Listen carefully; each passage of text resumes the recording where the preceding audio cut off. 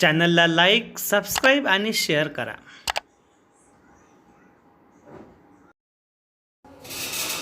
Very good morning. कल हमने France abolishes monarchy and becomes a republic इस point को शुरू किया था.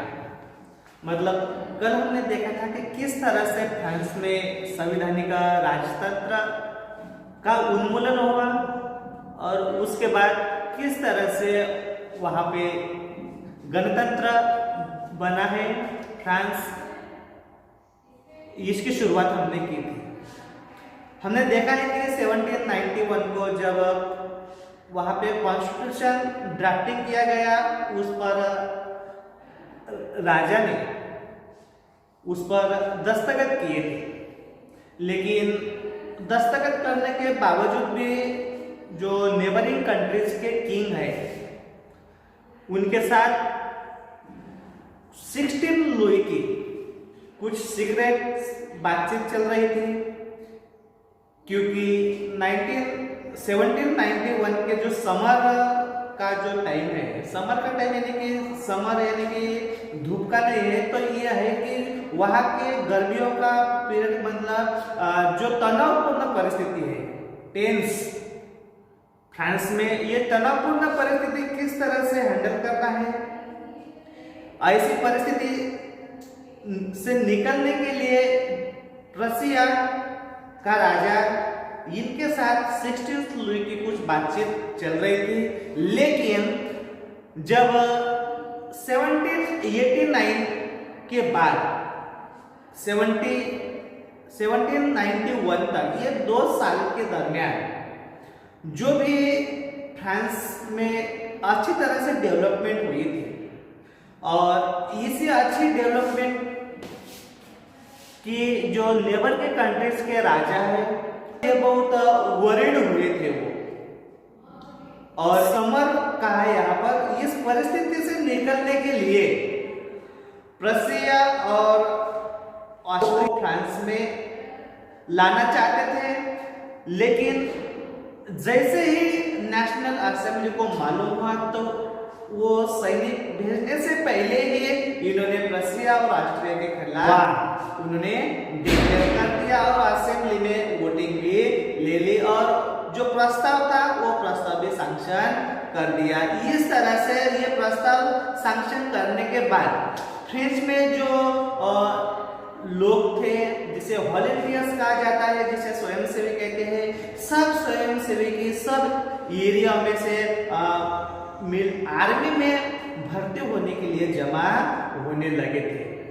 और इस सब लोग जब जमा हुए थे तब सब लोग ऐसा मान लेते थे कि हमारा जो युद्ध है, हमारा जो वार है, वो राजा और जो कुलीन वर्ग है, जिसे अमीर क्लास भी माना जाता था, और अमीर वर्ग और राजाओं के खिलाफ जनता, ऐसा युद्ध रहेगा.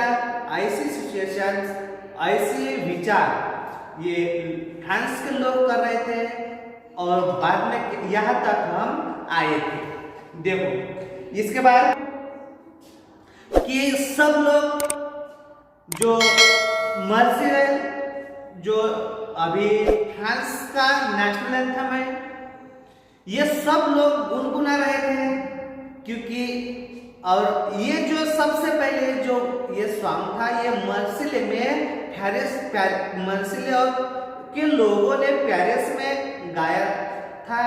इसीलिए आज उसी मर्सिले जो गाना उसने गाया था, यही आज फ्रांस का नेशनल एंथम माना जाता है. यहाँ तक हम आए थे. देखो यहाँ से आगे कोई बता सकता है कि जो फ्रांस का जो मर्सिले, जो नेशनल एंथम हम कहते हैं, वो किसने गाया था? कल हमने देखा था. बता सकता है?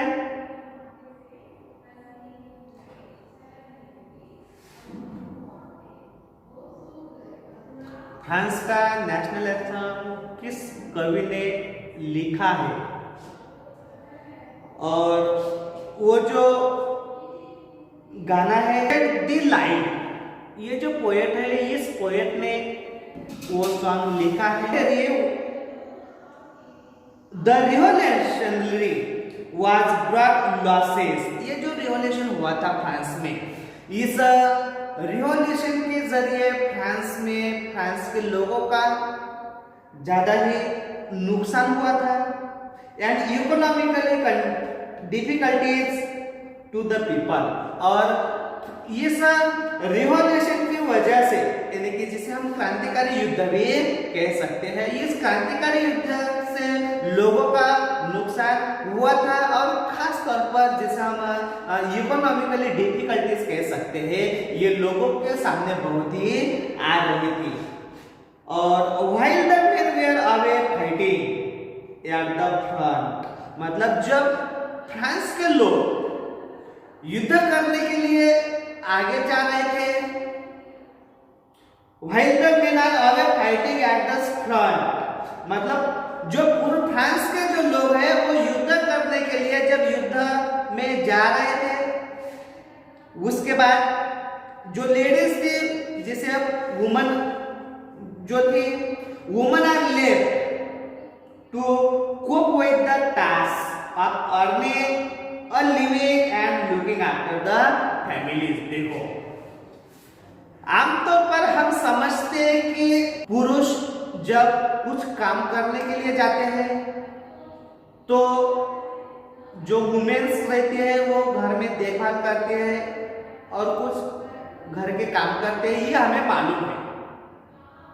लेकिन यहाँ पर बताया गया है कि पुरुष लोग युद्ध करने के लिए गए, मतलब वो ड्यूटी पर गए हैं, ये समझना चाहिए।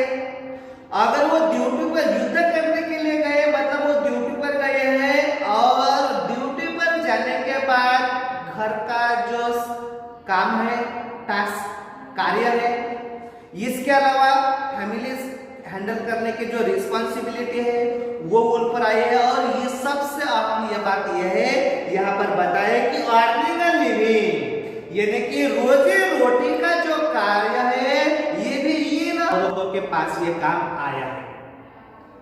यानी कि आपको ये बताना है कि अगर ये युद्ध करने के लिए गए तो राजा तो नहीं था, इसीलिए अगर राजाओं के पास ये युद्ध करने के लिए रहते थे तो क्या होता था कि राजा उनकी देखभाल करता था, उनकी जवाबदारी रहती थी। लेकिन अभी सिचुएशन आ गई फ्रांस में कि पुरुष अगर मोर्चे पर गए हैं तो घर की देखभाल करने के लिए और रोजी रोटी का जो कार्य है वुमेन्स के पास अब ये responsibility I. Large section of the population were convinced that the revolution had to be carried further। देखो, एक सिचुएशन ये है कि घर का संभाल करने के लिए और रोजी रोटी करने की जिम्मेदारी इस वुमेन्स पर आई है, और दूसरी तरफ लोगों का ऐसा विचार था जिसे हम लार्ज सेक्शन ऑफ पॉपुलेशन कहते हैं, मतलब ज्यादा से ज्यादा क्षेत्र में रहने वाले जो लोग थे उनका ऐसा विचार था कि that the revolution had been carried further, यानी कि क्रांति को और आगे लेके जाना चाहिए। मुझे बताओ कि अगर औरतों को काम करने के लिए बाहर निकलना पड़ रहा है और ये लोग कह रहे हैं कि क्रांति और आगे लेके जाना है, कोई बता सकता है कि इन लोगों के दिल में क्यों आ रहा था कि क्रांति को और आगे लेके जाना चाहिए? कौन बता सकता है? यहाँ पर तो जिसे हम कॉन्स्टिट्यूशनल मोनार्की वहां पे आया था, इसके बावजूद 2 साल के हुए थे, इसके बावजूद में इन लोगों को ऐसा क्यों लग रहा था कि ये रिवॉल्यूशन आगे लेके जाना चाहिए, कैरी टू फर्दर? उसका एक रीजन था, वो नीचे हमें बताया है, जो हमने इससे पहले देखा था। क्या कि यूज 1791 के जो कॉन्स्टिट्यूशन है, उस कॉन्स्टिट्यूशन ने लोगों को वोटिंग का अधिकार तो दिया था, लेकिन समाज के जो कुछ अमीर लोग हैं, जिसे हम रिच पीपल कहते हैं, इन्हीं लोगों को वोटिंग का अधिकार दिया था, और जो पॉपुलेशन में बहुत ही कम लोग थे, नियर अबाउट 15 to 20% पॉपुलेशन को ही वोटिंग का अधिकार दिया था, और बाकी के सब लोगों को वोटिंग का अधिकार नहीं दिया था। और इसीलिए ये एक अधिकार राइट्स है जो नहीं मिला था, लेकिन इसके अलावा लोगों को और कुछ राइट्स चाहिए थे, और इसीलिए शायद कुछ लोगों का ऐसा कहना है कि ये जो क्रांति है ये हमें आगे लेके जाना ही चाहिए, या क्रांति और आगे बढ़नी चाहिए। पॉलिटिकल क्लब्स बिकम यानी important rallying point of people who wish to discuss government policies and plan their own from the whose action। मतलब अब पॉलिटिकल क्लब्स उन्होंने निर्माण किए हैं, जिसे हम राजनीतिक संगठन भी कह सकते हैं, और इस तरह से पॉलिटिकल क्लब वहां पे निर्माण करने के बाद जब उस पॉलिटिकल क्लब में लोग जमा हो रहे थे, तब उन्होंने उनमें कुछ डिस्कस हो रही थी। उस डिस्कस के पॉइंट थे सरकारी गवर्नमेंट पॉलिसीज, जिसे हम सरकारी नीति भी कह सकते हैं। इसके अलावा उसके वो फॉर्म ऑफ एक्शंस, यानी कि उनकी जो योजनाएं क्या है, उनका कार्य क्या है, सरकार की उनके कार्य और सरकार की पॉलिसीज क्या है, इसकी कंपेयर, इसकी डिस्कस उस क्लब में हो रही थी। मतलब सरकार की पॉलिसीज क्या है और इन लोगों का कार्य किस तरह से चल रहा है, इसकी डिस्कस उस क्लब में, जो पॉलिटिकल क्लब उन्होंने निर्माण किया था, उसमें वो इस तरह से डिस्कस कुछ चल रहा था। और the most successful of this clubs was that of the Jacobins, यानी कि ऐसे कुछ पॉलिटिकल क्लब फ्रांस में निर्माण हुए थे, उनमें से ये क्लब जो बहुत ही यहाँ पर सक्सेसफुल उनको मिली थी, और वो क्लब था जैकोबिन्स। देखो इसके बाद व्हिच वाज द नेम, और ये जो जैकोबिन्स था ये सबसे सफल माना जाता है, जो जिसे हम राजनीतिक क्लब्स या संगठन कह सकते हैं।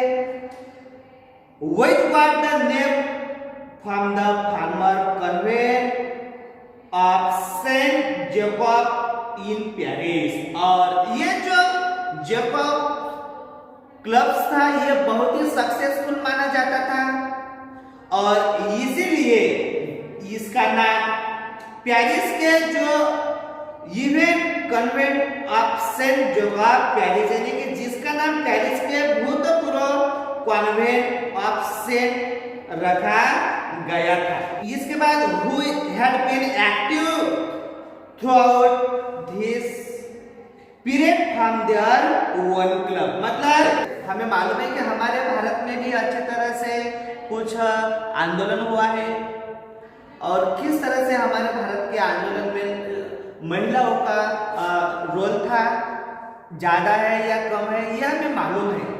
लेकिन जब हम फ्रांस के रिवॉल्यूशन की अगर हम बात करते हैं, तो इसमें लेडीज भी, महिलाओं भी हमें यहाँ आगे आ रही है, ये भी हमें यहाँ दिखता है।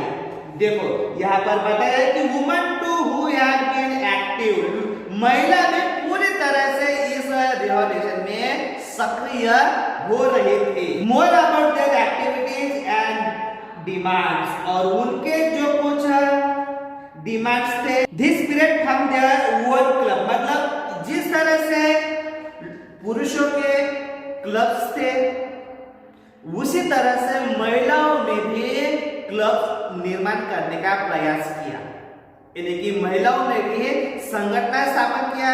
संगठन महिला का भी हो रहा था, क्योंकि पुरुष के अलावा वो भी फैमिलीज की रिस्पॉन्सिबिलिटीज ले रहे थे और इसी के साथ साथ वो सामाजिक या राजनीतिक स्तर में भी वो कार्य अभी एक्टिव हो रही थी और क्लब्स भी उन्होंने निर्माण किए थे। डिड वुमेन हैव रिवॉल्यूशंस, ये 4th चैप्टर इसके बाद है। इस अध्याय में इस रिवॉल्यूशन में महिलाओं का कार्य था, उनकी क्या डिमांड थी, क्या एक्टिविटीज थी, इसकी इंफॉर्मेशन हम नेक्स्ट चैप्टर में लेने ही वाले। मतलब यहाँ भी देखने को मिलता है कि फ्रेंच रिवॉल्यूशन में अब तक जो पुरुष ही सहभागी थे, इन्वॉल्व थे, लेकिन अब महिलाएं भी इसमें इन्वॉल्व होने लगे थे और इन्होंने भी पॉलिटिकल क्लब निर्माण किए। The member of Jacobins clubs belong mainly to the less prosperous section of society। आपको मालूम है कि फ्रांस का रिवॉल्यूशन के पहले भी 3 स्टेप में हुआ था। हमें मालूम है कि जो फर्स्ट एंड सेकंड, जिसे हम क्लर्की और नोबिलिटीज क्लास या स्टेट्स कहा जाता है, इस क्लास में जो अमीर लोग, जिसे हम प्रॉस्पेरियस यानी कि समृद्ध लोग का समावेश होता था, लेकिन जैकोबिन का जो क्लब था उस क्लब में लेस प्रॉस्पेरियस सोसाइटी के जो लोग थे, मतलब सोसाइटी में जो कम समृद्ध लोग रहते थे, वही लोग जैकोबिन क्लब्स में इन्वॉल्व हुए थे। और ऐसे कौन है ये यहाँ पर एग्जांपल पर बताया है। The members of Jacobin club belong mainly to less prosperous section of society। They included, इनमें कौन कौन से शामिल है, तो वह उनमें है शॉपकीपर्स। देखो, shopkeepers, artisans such as shoemakers, मतलब आर्टिसियंस भी थे, शॉपकीपर भी थे और शू मेकर्स जो जूते चप्पल बनाने वाले लोग थे, दुकानदार लोग थे और जो कलाकार लोग थे, इन्हीं लोगों का इनमें शामिल हुए थे। पेस्ट्री कुक्स यानी कि पेस्ट्री बनाने वाले, जो जिसे हम स्वयंपाकी या किचन में जो लोग रहते हैं, इनका भी समावेश इनमें रहता था। और इसके अलावा वॉच मेकर्स, शायद आपको मालूम होगा फ्रांस में बहुत ही जो बड़े, मतलब फ्रांस में जो वॉच बनाने वाले लोग थे, ये भी उनमें शामिल थे। इसके अलावा printers as well as servant यानी कि छपाई करने वाले जो नौकर थे, वो भी इनमें शामिल थे। या डेली वेजेस यानी जिसे हम दिहाड़ी कह सकते हैं। दिहाड़ी यानी कि जो रोज काम करके जो पैसा लेते हैं, ऐसे जो जिसे हम इसकी वेजेस बहुत ही कम लेते हैं। और ऐसे जो गरीब मजदूर लोग हैं, ये भी इनमें शामिल थे। इस तरह से जो जैकोबिन क्लब था, आपको अगर पूछा जाए तो जैकोबिन क्लब में किस तरह के मेंबर्स ऐड थे या इन्वॉल्व थे, तो आपको शॉपकीपर्स, शूमेकर, आर्टिसियंस, ऐसे कुछ लोग हैं जिसे pastry cooks, watch makers, printers, एलवेयर सर्वेंट और डेली मेकर्स, ऐसे जो लोग थे, इनका समावेश, जो बहुत ही लेस प्रॉस्पेरियस क्लास माना इनको जाता था, ऐसे लोगों का समावेश जैकोबिन क्लब में था। और देयर लीडर वाज, और जैकोबिन क्लब्स का जो लीडर्स है वो कौन था? Maximilian Robespierre. A large group among the Jacobins decided to start wearing long sleeve trousers similar to those worn by dock workers। देखो, यहाँ पर रॉबेस्पियर ने अभी इन लोगों का, जैकोबिन क्लब्स का वो नेतृत्व कर रहा था और उन्होंने कुछ डिसाइड किया है। क्या डिसाइड किया है? देखो, ये भी कुछ इनका जो एम था, जो समाज के जो अमीर लोगों को किस तरह से रहते थे और हमें किस तरह से आगे रहना चाहिए, इसके ऊपर उनकी कुछ सोच बनी थी और इसी सोच से रॉबेस्पियर आगे चल रहा था और उन्होंने तय किया last book among the Jacobian decided, मतलब जैकोबिन्स के एक बड़ा वर्ग है, इन्होंने कुछ डिसाइडेड किया था। क्या डिसाइडेड किया? तो start wearing a long strips trouser similar to worn by dock workers. Dock workers यानी कि जो गोदी में काम करने वाले लोग रहते हैं, फॉर एग्जाम्पल रेल में काम करने वाले जो सामान का मूवमेंट करते हैं, इधर उधर सामान लेके जाते हैं, जिसे हम कुली कहते हैं।